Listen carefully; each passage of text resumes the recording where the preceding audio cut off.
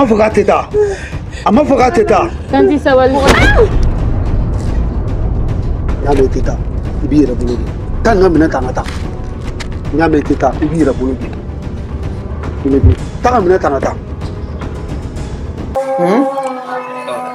kana ɲina dɛ ni ko ten sira b'i bolo I bɛ se ka kana ɲina dɛ a k'o bilali ko in e ni ne bɛnn'o la o e dun ma jaabi di ne ma o la bilen c'est vrai wala I b'a dɔn ko cayara depuis an nana ko cayara I yɛrɛ ka nimisa ko in yɛrɛ tɛ ka fɛn to ne la n y'a mɛn n bɛ tila ka taa labilali ko la n'Ala sɔnna a bɛ bila o bɛ diya n ye dɛ donc o la I bɛna taa so awɔ n bɛ taa Umaru fɛ yen n bɛ taa ci fɔ Umaru ɲɛna ka Umaru ɲɛ bɔ sira la d'accord n y'a mɛn n'Ala sɔnna ma vraiment n'a kɛra cogo min na Ala ka sira diya vraiment mama yɛrɛ kini tan kan ko fo n ka muso n'a fɔra ko madame yɛrɛ ye ni mara ma kɔlɔkɔlɔ siɲɛna kɛ nin ko in na walasa ne ka sɔn ko e ye ne ba ye est-ce que yɛrɛ kan ka ne encourager ko ne ka muso wɛrɛ ta madame Ala k'i kɛnɛya koyi dɔnnibagaw bɛɛ kɔni bɛ k'a fɔ ko I tɛ se ka kɛnɛya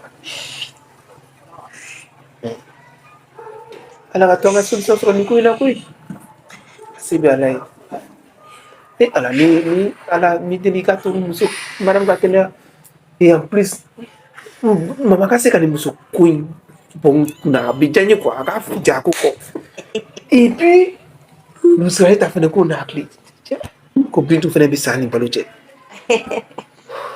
cɛ a ko fɔra ne ɲɛna ko waritigiw ni degun tɛ ban ko waritigi ko y'a damana kɔlɔlɔ de mɔgɔ bɛɛ bɛ ka sa a bɛ ka sa baba bɛ kasi k'a sara Typhoon officiel ici. La magie du cinéma africain. Dans un monde où tout semblait si sombre, Gaoussou et Mariam ont brisé la ombre. Ils ont lutté main dans la main pour voir la lumière, pour un lendemain. Les larmes ont séché, l'espoir a grandi. Leur amour comme un phare ne faiblit jamais. Gaoussou et Maria, une force d'unité. Leur amour brillant ne peut les séparer. Typhoon, Baba Mariko, Angana son kato Jamfala. Jamfale, oh Jamfale. Relay do chamada aunye umashi boasirafe. Now kwanga chia fonya maga ya Jamfale. La señorita, la Margarita.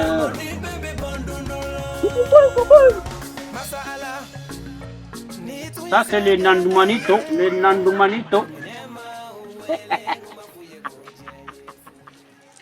La señorita. La señorita. ¿Qué pasó?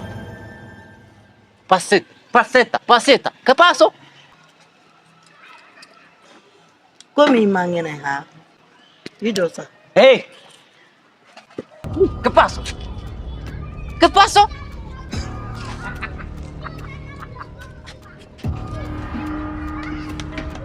Sabalisa, amna taate. Amadu mobiliko. Durum mobiliko no. Tata. La guatira. Wow. La guatira. La guatira. Angata.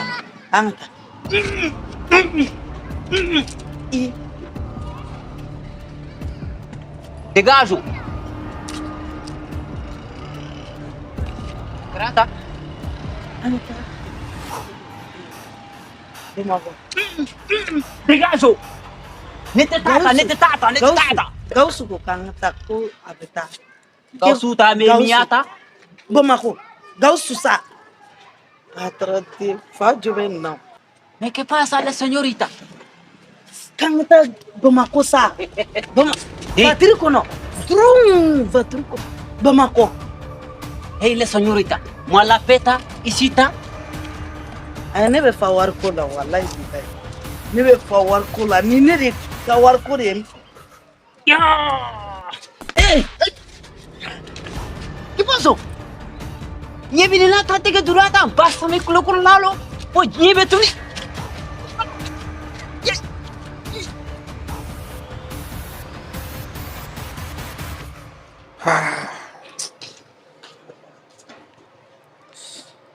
Oh, vraiment, vraiment. Donc, Anke. Rukia, ça va bien, c'est bon? Regarde là. Ah, Dieu merci. Ça va, alhamdoulilah. Ça va. Ah, ça va bien? Ça va, Dieu merci, gros. Sigaro, chaise où? Chaise où? Merci. Oui. Ah, chaise dingue. Ni sigi flali. Ila flali flali. Ah, Rukia. Ça va, alhamdoulilah, il est redou. Ah, vraiment. Ça va? C'est moi qui vais te Bachité. Alhamdulillah. Ini Bachité. Ah oui, Dieu merci. Geshu. Oui? Bachité. Ni kana musodin. Ah, ok. Il cousin d'eau. Ah oui. Ah, c'est bien, c'est bien. Ça va? Ça va bien. Ça va bien? Ah. Kobekan. En tant que courrier. Ah, ok, ok. Oui, c'est vrai. Moi, la mission là où est donc directement faut quand se te dit moi. Ah bon? Avec fragel lego. Ah, Furabola de l'eau. Furabola barido. Ah, d'accord. Non, ça c'est vraiment bien. Ça c'est bien, vraiment. Alaka, donne-nous Jidi. Amina Rabbi. Quand il faut se Sinon, ça va quand même? Ça va. Ah, vous pouvez me faire un doucement dans les. Aya kai yankai walai. D'accord. Yankai. Ok, pas de souci. Alors, nouvelle du bébé. Ko min kana musodin do. Avec fragel ke. Il faut. C'est Ah, on a na yano. Il faut pas payer. Oui, c'est vrai. Ah, d'accord. Vous fera fifra ou abon les gars. Ah, abon les gars, nana na yodi kam. Ok, je vois. D'accord. Vraiment, Rukia, il faut qu'il y ait un moment. Parce que quand il y a un naïta, il n'y a pas de faut qu'il fasse un yakli de maramna. Mana mo kanya naman do. Non. Vraiment, merci beaucoup. Ça m'a beaucoup touché, wallahi. Donc, on a mis une colle là, il fallait que ça vous n'y ait rien. Il n'y a pas de gano. Non, vraiment, jarani. Dans ce cas, il y a des cousins, vraiment, quand on a un déménagement, jarani kusube. Mais, si vous madame Kabanani, Banasou, Chamatekele, cousin, et bien, Banasou, du mon frère. Il y a bon frère. Comme nous déjà, jarani kusube. C'est aïe, on a une famille là, tu connais. Ne fana bɛ n ka furakɛli kɛ cogo min na ale kɔni bɛ ɲɛfɔ a ye nka komi e ye cɛ ye ne yɛrɛ ye cɛ ye mɔgɔw ka faamuya tɛ kelen ye ne ko a ma fɛn damadɔ bɛ yen ne b'o furakɛ parce que ne y'a dalilu sɔrɔ mɔkɛ fɛ ale yɛrɛ b'o dɔn o tun wala donc ne de tun b'o kɛrɛfɛ fɛn ninnu na ni sa y'i kin an ka bonda la ne de b'o furakɛ ni muso tɛ den sɔrɔ ne de b'o furakɛ ani ni fa wulila fa sugu o sugu. Ah bon? Bi si fo n'a kɛra ala yɛrɛ ka fa donnen la bi faw bɛna ka dɔgɔ a la dɔɔnin. Oui, ça c'est vrai. Ah non, Rukia, vraiment. Non, n t'a dɔn n bɛ nin fɔ cogo o cogo. O de kama ɲɛnama ye sababu mɔgɔ ka sababu bɛ ɲɔgɔn bolo. Donc i bɛ faw furakɛ. Oui, si caman yɛrɛ la ni fa ma juguya ne ɲɛ ni fatɔ ne dɔrɔn a ka ca ala fɛ. Ah, o nouvelle diyara n ye tiɲɛ yɛrɛ la. Ah, d'accord, il y a pas de problème. Mais à condition ye jumɛn ye? I bɛ furakɛ. Bon, n yɛrɛ bɛ yɔrɔ min na bi o dɔ kamanaganba de bɛ na mɛ n fana bɛ ka o dɛmɛ de. Mɔgɔ kelen tɛ se k'a bɛɛ dɔn ala tɛ se k'a sababu di mɔgɔ kelen fana ma. O ye tiɲɛ dɛ. Donc ne n'a yan ni bi cɛ dɔɔni siyɔrɔ ko kamanaganba bɛ na tiɲɛ yɛrɛ de la ala. Kɔni bɛ ka solution ɲini n bɛ yɔrɔ min na sisan o de kamanagan bɛ na dɛ sinon foyi wɛrɛ. Rukia, a fɔ i cousin ɲɛna ko n ye a ka kuma n y'a ka laɲini n y'a faamu. Bamakɔ sigi in yɛrɛ kɔnɔ yan nɔ fɛn min ka gɛlɛn ni fɛn bɛɛ e k'o to o yɔrɔ yan. Avoir un toit c'est adamaden ka yɔrɔ dɔ sɔrɔ siyɔrɔ. Ah, siyɔrɔ ko de ka gɛlɛn. Nka a fɔ a na ko an b'a di ala ma. N'ala sɔnna ma n tɛ kuma ka wasa. Mais ni logement ko don.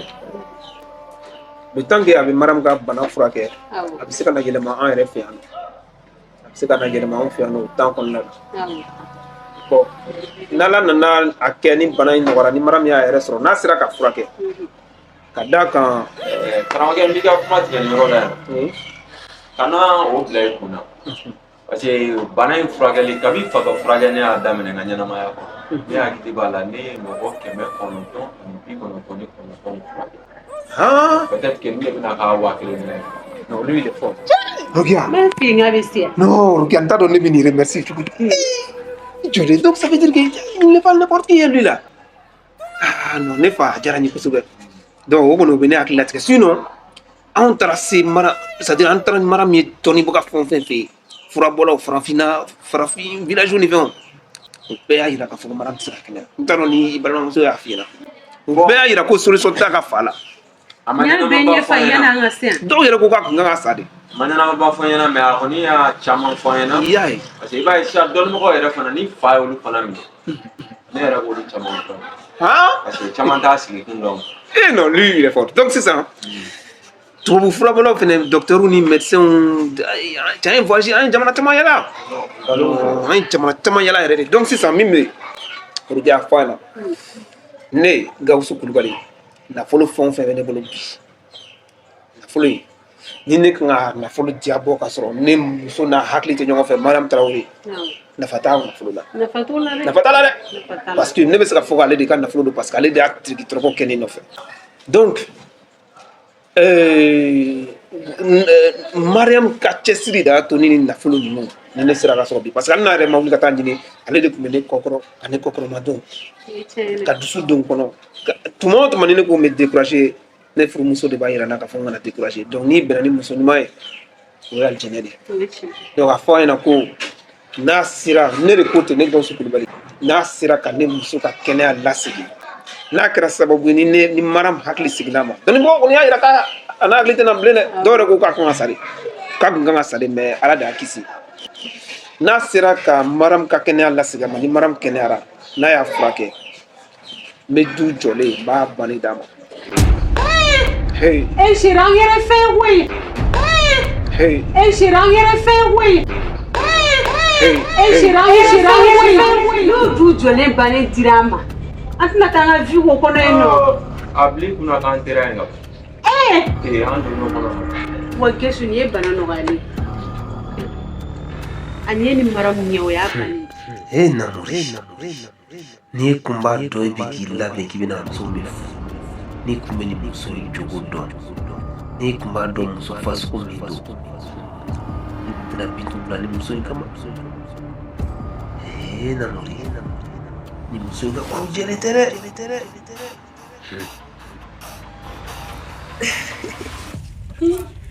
Mara mi bolo kana na se ma dɛ kabisa kelen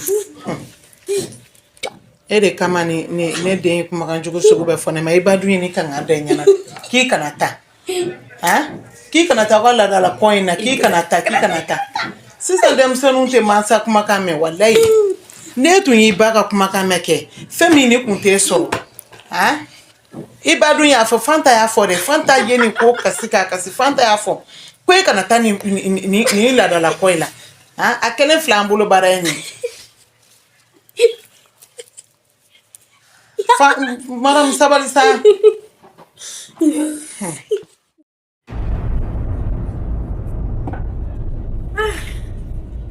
mungara Sukura muna ne bi. Tanisma. Gawusu bɛ janfa kɔnɔ. bɛɛ kɔni b'o dɔn bɛɛ b'o dɔn nin ko nin ye janfa ye ne m'o fɔ ko janfa don. Mama n ye min ye siko la a ka gɛlɛn i komi a ka nɔgɔn nka n b'a kɛ mama n bɛ taa Semana. Awɔ. O ka ladalakɔ dɔ bɛ yen nɔ. Ala ka nin ci nka nin se Ala ka nin ci ka taa mun na yen.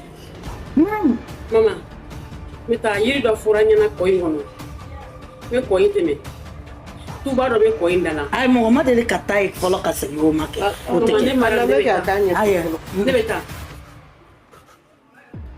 K'a bɛ taa wa? N bɛ taa. Mara min tɛ taa. Mama wallahi tɛ taa. Gawusu bɛ bɔ janfa kɔnɔ ne b'a. An b'a ɲɛɲini a bɛ bɔ a kɔnɔ mais k'e ka taga kɔ nin da la mɔgɔ si ma taa kɔ nin da la k'i seginna Maram ni taraye wallahi maram bi bonga de yala wa itita fene itita koy ikona kibe tadi abana bintu dorane ne de ndi nte de nyana ma ne buka sa kana dinisa ambala je jinje ma jobela ko bita yoro me ta do e ta do mago si mata yoro na kibe sa ibe to ala di ebe ta amba nyini wa ni ma do fe na sasa wallahi ibadu ya fore